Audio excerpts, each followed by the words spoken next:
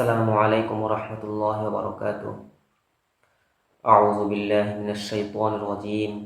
বিসমিল্লাহির রহমানির রহিম।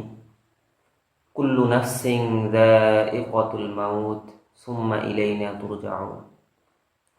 আল্লাহ রাব্বুল আলামিন কোরআনে কারিমে ঘোষণা দিয়ে আমাদেরকে বলছেন, কুল্লু নাফসিন যায়িকাতুল মাউত, প্রতিটি প্রাণী মৃত্যুবরণ করবে, প্রতিটি প্রাণী মৃত্যুর স্বাদ আস্বাদন করবে।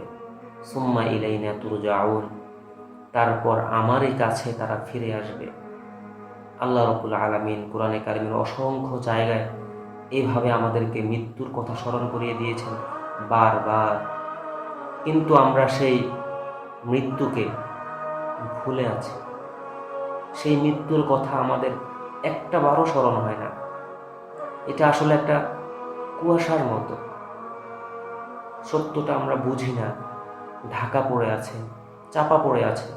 আমরা আমাদের জীবন ব্যবস্থা, দৈনন্দিন জীবন যেভাবে যাপন করছি, সেভাবে মৃত্যুর কথা স্মরণ না হওয়ারই কথা। আমরা আমাদের চারপাশে সবসময় ব্যস্ত হয়ে আছি। আমাদের চারপাশের পরিবেশ, আমাদের মোবাইলের মধ্যে আমরা সবসময় অনলাইনের অলিগলিতে, মিডিয়ার সোশ্যাল মিডিয়ার অলিগলিতে আমরা ঘুরপাক খাচ্ছি। কখনো ইউটিউবে, তো কখনো ফেসবুকে, কখনো বা ইমোতে, কখনো বা হোয়াটসঅ্যাপে। আমরা সারাক্ষণ ব্যস্ত হয়ে আছি, ভূত হয়ে আছি। বাস্তবতাটা, সত্যটা আমরা বুঝে উঠতে পারি না। আমরা আমাদের বন্ধু বান্ধবদের আড্ডায়, মৌজ মাস্তিতে এই চিরসত্য বিধানটাকে আমরা ভুলে বসে আছি। এটা যদিও কিছু কিছু প্রেক্ষাপটে, কিছু কিছু ঘটনায় আমাদের সামনে চিরসত্য রূপে চলে আসে, কিন্তু সেটা স্থায়ী হয় না। একটা ঘটনা যদি আমি আপনাদেরকে দিয়ে বুঝাই তাহলে বুঝবেন। একজন মুসল্লিকে আমি হঠাৎ করে দেখলাম যে সে নামাজ পড়তে আসছে, যে কখনো জুমাতেও শরীক হতো না, সে হঠাৎ করে 5 ওয়াক্ত নামাজ পড়তে আসছে।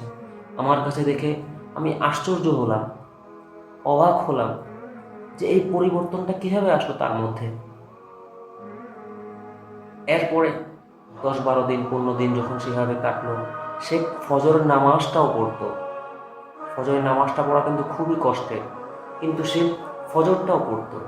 তিনি একজন আম মানুষ হয়ে, সাধারণ মানুষ হয়ে কতটা গুরুত্বের সাথে তিনি নামাজকে দিচ্ছেন, এই পরিবর্তনটা আসলে কিভাবে এলো। এর কিছুদিন পরে, 15-20 দিন পরে হঠাৎ করে তিনি আবার উধাও হয়ে গেল, আগের মতো হয়ে গেল।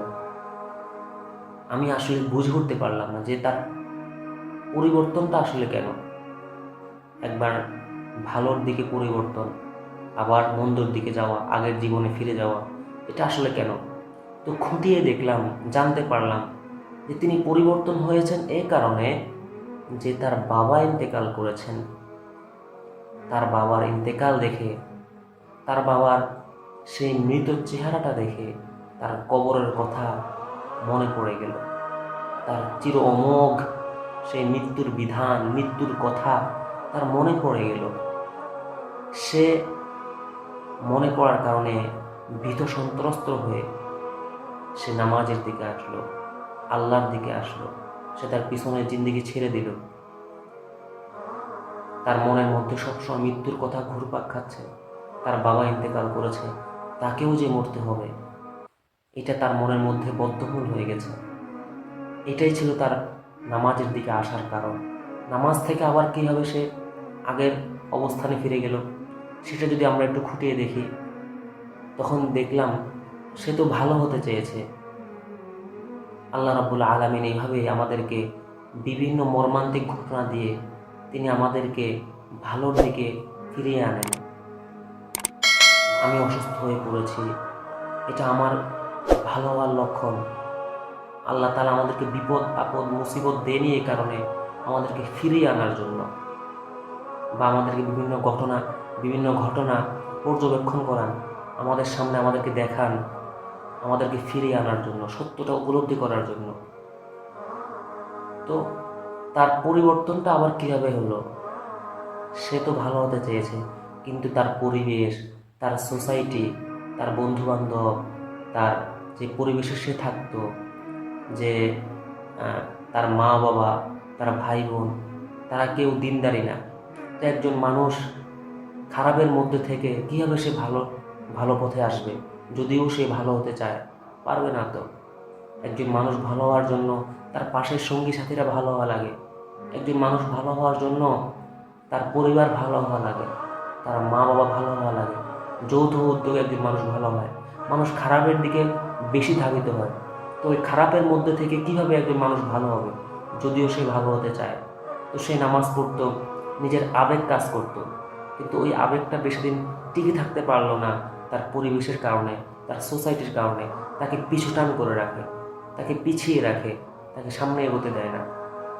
অনেক সময় বন্ধু বান্ধবরা তো এমনও বলে, কিন্তু তুই নামাজি হয়ে গেছিস, তুই এত আল্লাহওয়ালা হয়ে গেছিস, সুফি হয়ে গেছিস। তো এগুলো সে সহ্য করতে পারে না।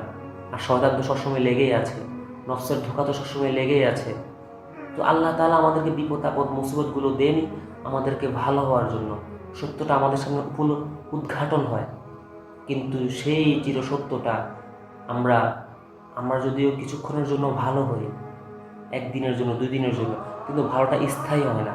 আমাদেরকে সংকল্প করা দরকার যে আমি যেহেতু সত্যটা উপলব্ধি করতে পেরেছি, বুঝতে পেরেছি, সেটার উপর আমি স্থির থাকব, যত ঝড় ঝাপটাই আসুক না কেন।